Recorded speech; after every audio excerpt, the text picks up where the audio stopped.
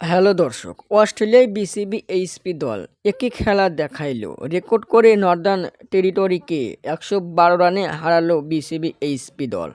দর্শক, বিশাল ব্যবধানে জিতে অস্ট্রেলিয়ার প্রশংসায় ভাসছে বিসিবি এইচপি দল।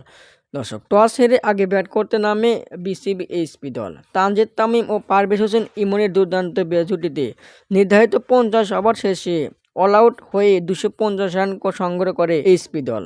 দর্শক, জবাবে পরে ব্যাট করতে নেমে 42 ওভারে 138 রানে অল আউট হয়ে যায় নর্দার্ন টেরিটরি।